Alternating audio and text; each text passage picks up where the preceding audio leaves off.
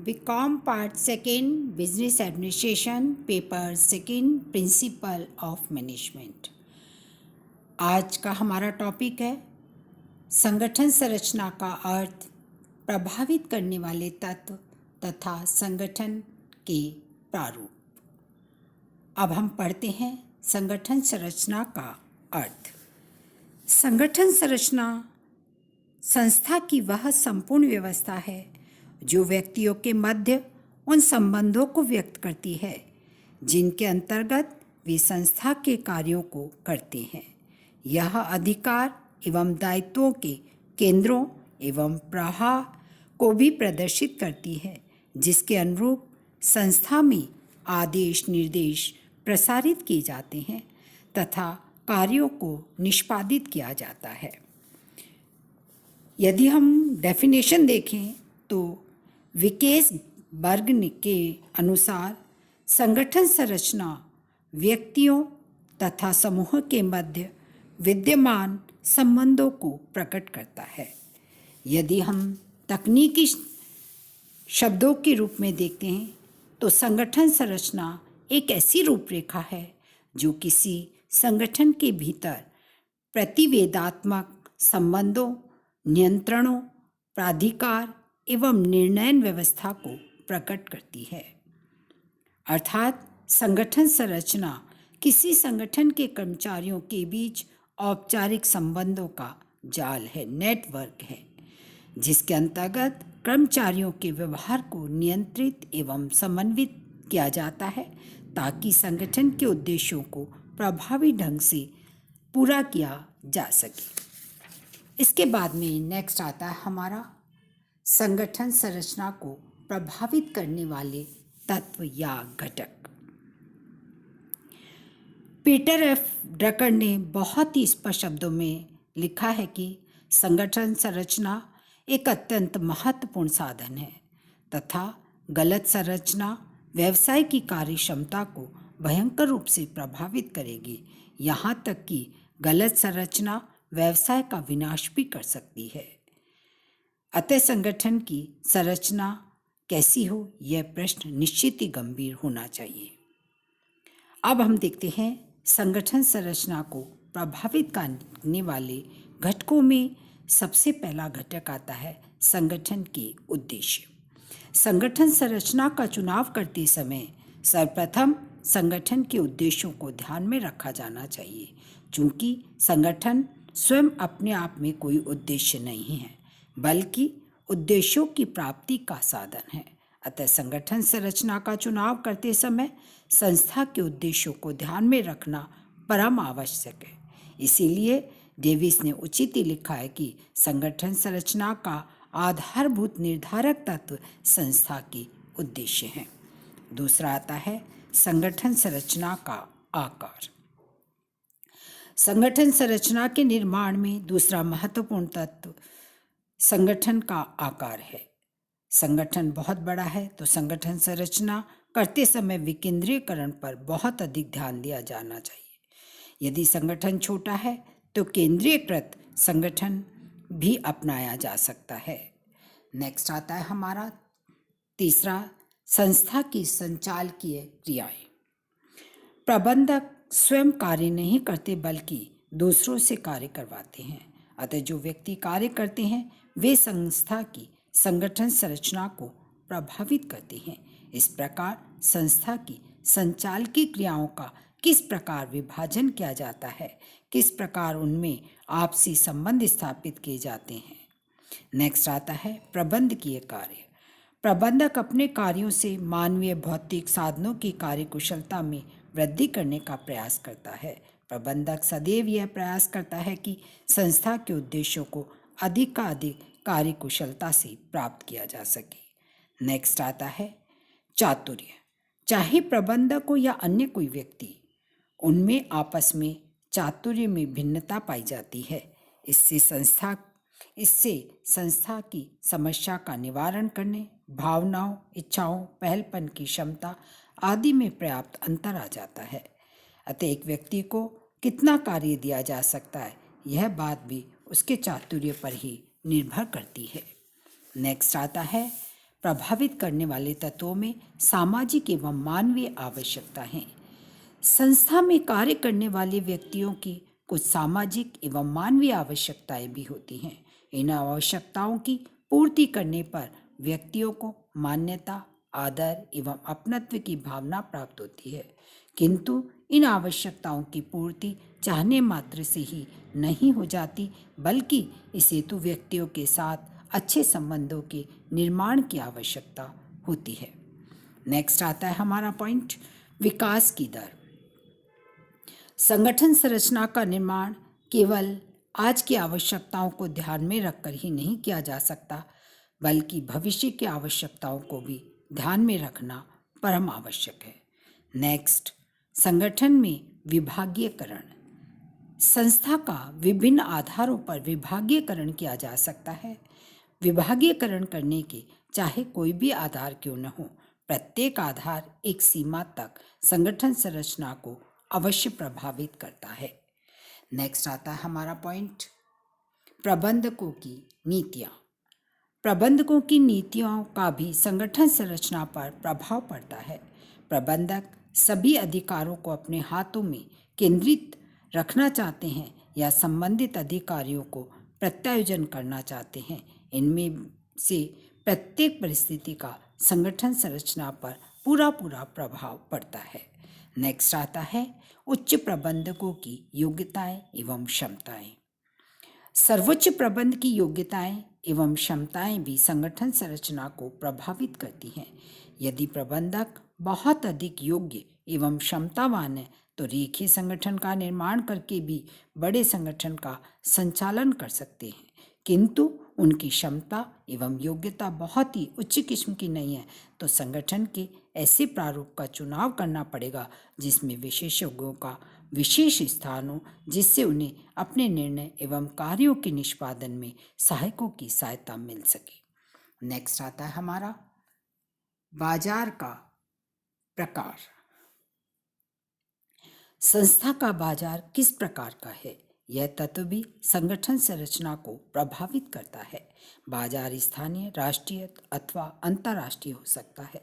संस्था का बाजार जितना अधिक विस्तृत होगा उतनी ही विस्तृत संगठन संरचना का निर्णय करना पड़ेगा।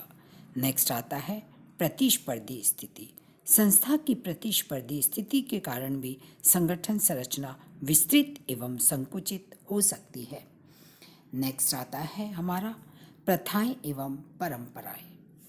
व्यावसायिक संस्था में कुछ प्रथाएं एवं परंपराएं भी स्थान रखती हैं। कुछ संस्थाएं परंपरा अनुसार विशेषज्ञों को रखती हैं तो कुछ संस्थाएं आवश्यकता होते हुए भी विशेषज्ञों को स्थान नहीं देती हैं। इस प्रकार बाजार की अन्य संस्थाएं किसी विशिष्ट संरचना का प्रयोग कर रही हैं तो इस संस्था को भी वही संगठन संरचना प्रयोग करनी पड़ सकती है। नेक्स्ट आता है पद समता। संगठन संरचना करते समय पद समता को भी ध्यान में रखना चाहिए। कहने का तात्पर्य संगठन में किसी एक ही अधिकारी के समान पद वाले अधीनस्थों के अधिकारों में अंतर नहीं होना चाहिए। नेक्स्ट एंड लास्ट आता है नियंत्रण का विस्तार।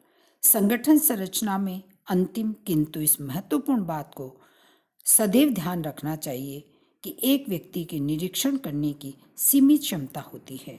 कोई भी व्यक्ति असीमित संख्या में व्यक्तियों का निरीक्षण एवं नियंत्रण नहीं कर सकता। इसीलिए एक सीमा को ध्यान में रखते हुए ही संगठन संरचना का निर्माण करना चाहिए। इसके बाद में नेक्स्ट आता है हमारा संगठन की प्रारूप। संगठन के प्रारूप, types and forms of organisation. सबसे पहला प्रारूप आता है हमारा लाइन या रेखा संगठन। लाइन या रेखा संगठन क्या होता है? रेखा संगठन सरलतम संगठन का प्रारूप है। ऐतिहासिक दृष्टि से यह प्राचीनतम प्रारूप कहा जाता है। इसे सैनिक संगठन या उदग्र या लंबवत संगठन के नाम से भी जानते हैं। रेखा संगठन में अधिकारी अपने अधीनस्थों को प्रत्यक्ष आदेश देते हैं, अतः प्रत्येक अधिकारी ये जानता है कि उसे किसको आदेश देना है और प्रत्येक अधीनस्थ को भी यह ज्ञात होता है कि उसे किस अधिकारी को अपने कार्यों की रिपोर्ट भेजनी है। रेखा संगठन दो प्रकार का हो सकता है, शुद्ध रेखा संगठन और दूसरा विभागीय रेखा संगठन। शुद्ध रेखा संगठन के प्रारूप में एक ही स्तर पर कार्य करने वाले सभी कर्मचारियों की क्रियाएं लगभग समान प्रकार की होती हैं तथा इन क्रियाओं को प्राय नियंत्रण की सुविधा की दृष्टि से ही वर्गीकृत किया जाता है। शुद्ध रेखा संगठन का आजकल बहुत कम उपयोग किया जाता है। नेक्स्ट आता है विभागीय रेखा संगठन। विभागीय रेखा संगठन के अंतर्गत एक संस्था की विभिन्न क्रियाओं को विभिन्न विभागों में विभिन्न रूपों में वर्गीकृत कर दिया जाता है। जैसे संस्था की क्रियाओं को उत्पादन, वित्त, विक्रय, कार्यालय, सेवी वर्गीय आदि भागों में विभक्त किया जाता है। नेक्स्ट आता है हमारा, इसके बाद में शुद्ध विभागीय रेखा संगठन के बाद में रेखा तथा स्टाफ संगठन। रेखा तथा स्टाफ संगठन बढ़ती हुई व्यावसायिक जटिलताओं के परिणाम स्वरूप रेखा संगठन अपर्याप्त सिद्ध हुआ और रेखा संगठन तथा कर्मचारी संगठन का प्रारूप हुआ। यह संगठन का वह प्रारूप है जिसमें अधिकारियों को परामर्श देने के लिए कुछ विशिष्ट कर्मचारी या विशेषज्ञ होते हैं। इस प्रकार के संगठन में भी अधिकार सीधी रेखा या लंबवत रूप में ही चलते हैं, किंतु प्रत्येक कार्य के लिए एक विशेषज्ञ नियुक्त किया जाता है जो अधिकारियों को उनके कार्यों में अपना विशेष परामर्श प्रदान करता है। यहाँ पर हम ये बात स्पष्ट करना चाहेंगे कि विशेषज्ञ के परामर्श को मानना या न मानना पूर्णतः अधिकारी की इच्छा पर निर्भर करता है, अर्थात अधिकारी किसी विशेषज्ञ के परामर्श को मानने के लिए बाध्य नहीं है। तीसरा आता है हमारा क्रियात्मक संगठन। क्रियात्मक संगठन के जन्म का श्रेय वैज्ञानिक प्रबंध के जन्मदाता F.W. टेलर को दिया जाता है। क्रियात्मक संगठन में रेखा संगठन की भांति अधिकार लंबवत रूप में नहीं चलते। क्रियात्मक संगठन में प्रत्येक कार्य को छोटे छोटे भागों में बांट दिया जाता है। कार्य के प्रत्येक छोटे भाग के लिए एक विशिष्ट ज्ञान वाला व्यक्ति नियुक्त किया जाता है। प्रत्येक विशिष्ट व्यक्ति अपने संबंधित कार्य को करने के लिए आदेश एवं निर्देश दे सकता है और पूरे अधिकार रखता है। नेक्स्ट आता है हमारा परियोजना संगठन। परियोजना संगठन किसी परियोजना को सफलतापूर्वक परिपूर्ण करने के लिए बनाया गया एक अस्थायी संगठन है। इस हेतु पृथक से कर्मचारियों विशेषज्ञों की टीम बनाकर परियोजनाओं को पूर्ण करने में सहायता ली जाती है। कभी कभी इस कार्य में बाहरी विशेषज्ञों की सेवाएं भी अस्थायी रूप से प्राप्त की जाती हैं। परियोजना प्रबंधक इन सबकी सेवाओं का समन्वय करके परियोजना को परिपूर्ण करता है। जब परियोजना परिपूर्ण हो जाती है तो इस संगठन को समाप्त कर दिया जाता है। तब सभी विशेषज्ञ अपने अपने मूल क्रियात्मक विभागों में पुनः चले जाते हैं या उन्हें किसी नई परियोजना संगठन में कार्यभार सौंप दिया जाता है। नेक्स्ट आता है हमारा मैट्रिक्स या ग्रिड संगठन। मैट्रिक्स या ग्रिड संगठन ऐसी संरचना है जिसमें परियोजना संगठन संरचना एवं क्रियात्मक विभागीय दोनों को संयुक्त रूप में किया जाता है। इस संगठन संरचना में अधिकार या प्राधिकार की समतल रेखाओं का प्राधिकार की लंबवत रेखाओं में संयोजन किया जाता है। इस प्रकार इस संगठन संरचना में प्राधिकार का प्रभाव नीचे की ओर ही नहीं समानांतर भी बना रहता है। इसके बाद में नेक्स्ट आता है हमारा समिति संगठन। आधुनिक युग में समितियों की स्थापना करना एक सामान्य एवं दिन प्रतिदिन का कार्य हो गया है। यद्यपि इन समितियों को कई बार आलोचनाएं भी की जाती हैं। इनकी श्रेष्ठता पर कई लोग संदेह करते हैं, किंतु फिर भी आधुनिक व्यावसायिक जगत में इनका बहुतायत से हम उपयोग करते हैं।